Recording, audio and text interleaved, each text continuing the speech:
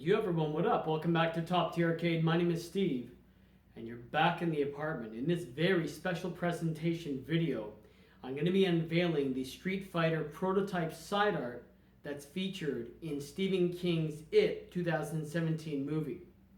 A little backstory before we get started is I was contacted last year by Third Act Productions. It's a production company in Toronto that said, Steve, we know you have the game, and a friend of me helped coordinate it and said, this is the guy that has the game. And I said, yes, I'm definitely able to lend it out to you for the movie. And the production company took it, it was on set, and it went on to be filmed in the movie. Now, not knowing, I sent the production company side art to what it looked like back when it was released in 1987. We'll be taking a look at that momentarily.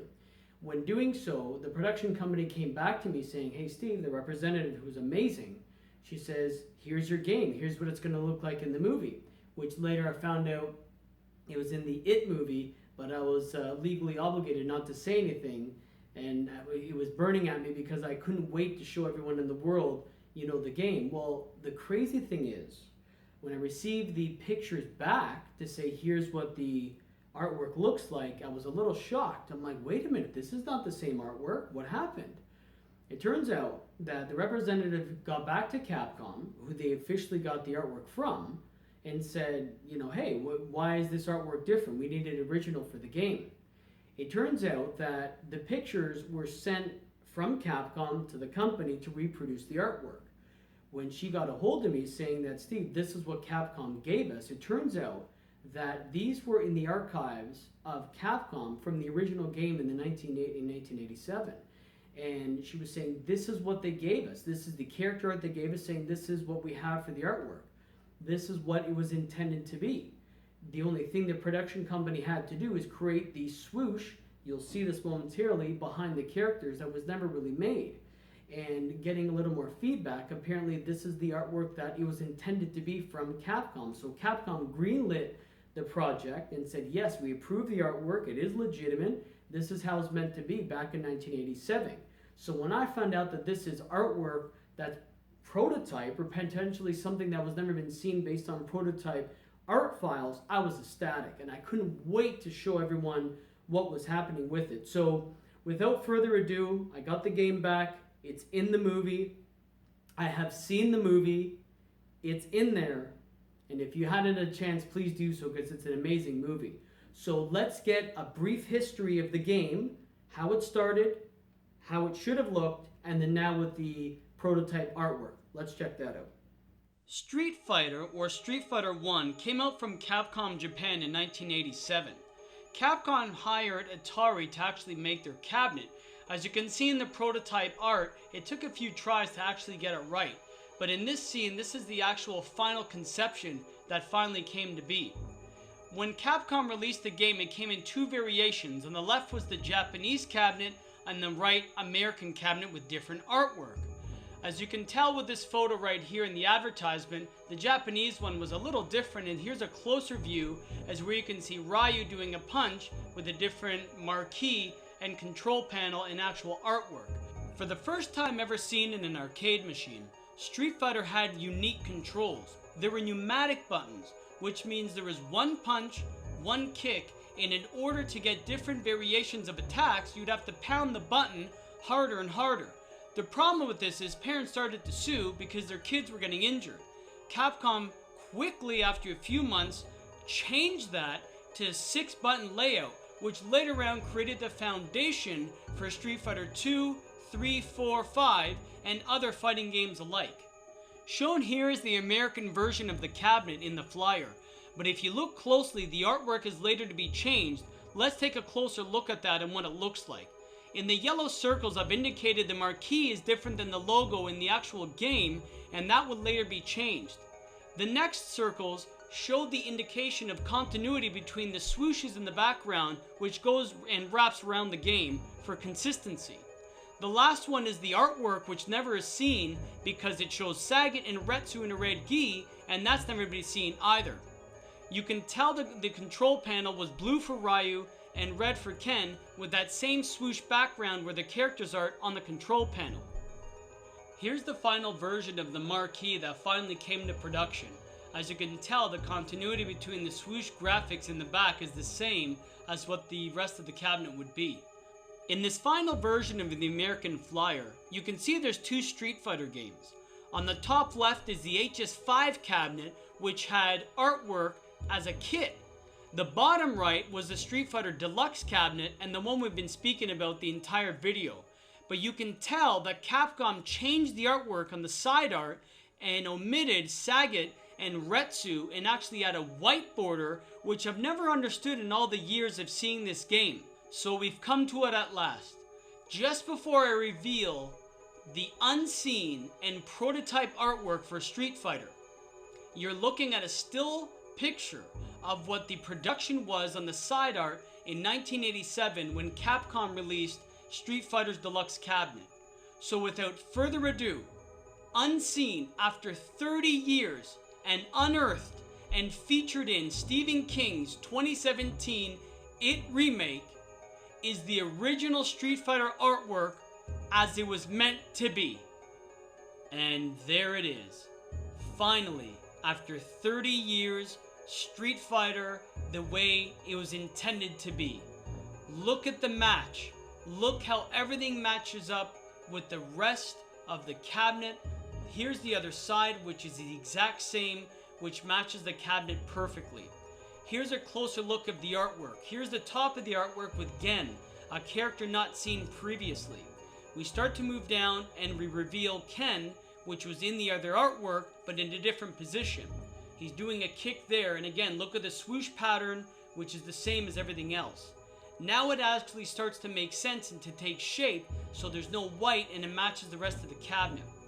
There's Adon, another character not seen before in the artwork, just above the Capcom logo.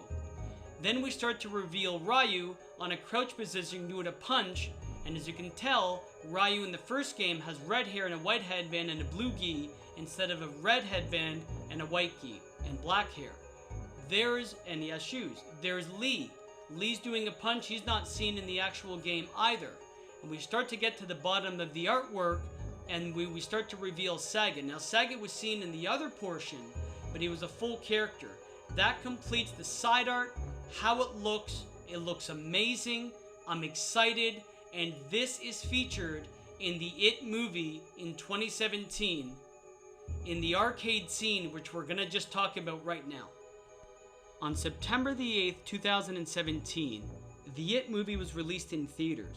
It's based on Stephen King's novel from 1986. Now, Finn Wolfhard, the actor that plays Richie Tozier, which weirdly the last name looks like my arcade channel Top Tier mashed together, I'm just saying, his character notified the kids after they get out of school for summer break what they're going to be doing this summer. Richie tells the rest of the fellas in the Losers Club that he's going to be Street Fighter training. Now, when I was in the theater, I'm not going to lie, I was giddy and I was kicking and screaming like a child, so happy that I was told to shush 3 times, like I give a damn.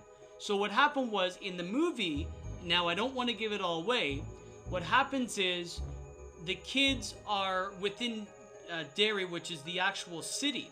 Now, in front of the movie theater, which you're seeing right now, inside the movie theater, there's a few arcade machines.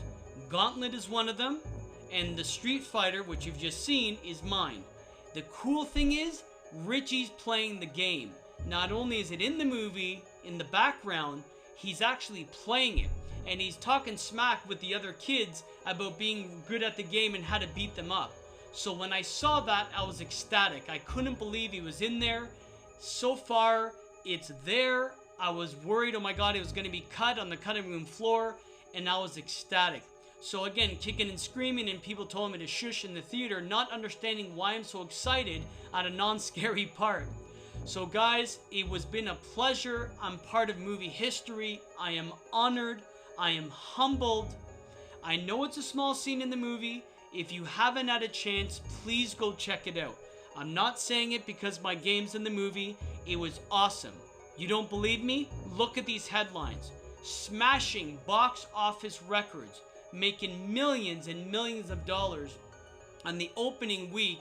And to say that I'm part of that, and again, I didn't really have a lot of part of it, but just to say that I was part of the film in the smallest way was very humbling and very exciting.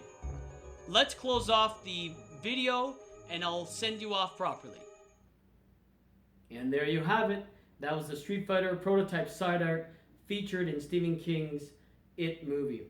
Guys, it's been a pleasure. I really hope you enjoyed the video and the experience, because I've had a blast from last year, being contacted by the production company for the game being in the movie, unveiling this side art that was almost accidental, and displaying it and showing the world. It's been a fun ride, and I really mean to thank everyone for taking the time to watch and experience part of history. Before we get going, I wanted to share one quick thing. The artwork, obviously, that we've seen was not obviously mass-produced. And speaking to some friends of mine that deal with Photoshop and artwork and printing and print houses, we all came to a general consensus where they're saying that the reason that it wasn't printed, they think, this is not confirmed, is cost. Back in 1987, the way that the artwork was done, there was a lot of colors, and the different silk screens or whatever they had to do to get multiple colors was an enormous task and huge money. So what we think collectively is Capcom said, look, the game was expensive, it had pneumatic buttons, it was a weird shape, it was so heavy, it was a lot of money to produce, and let's maybe cut costs on the solder. And that's why they went with something a little more white, which is the color of the vinyl anyways, and also only around 4 colors as opposed to the 9 to 10 in their prototype artwork. So we were thinking collectively, again, it was probably cost related because it was extremely expensive to produce. So that's what we think. We'll go with that for now. Who knows what the future is going to bring. And if you're new to my channel, please get a chance to subscribe, like, tell your friends, and leave a comment and any experiences you've had with this game. It's been a pleasure. Thank you again for checking out Top Tier. I have videos coming out. I have arcade videos, pinball videos, and overall game rooms and everything else that I do tours of. It's been a pleasure. Thanks again for checking out Top Tier, where we all float down here.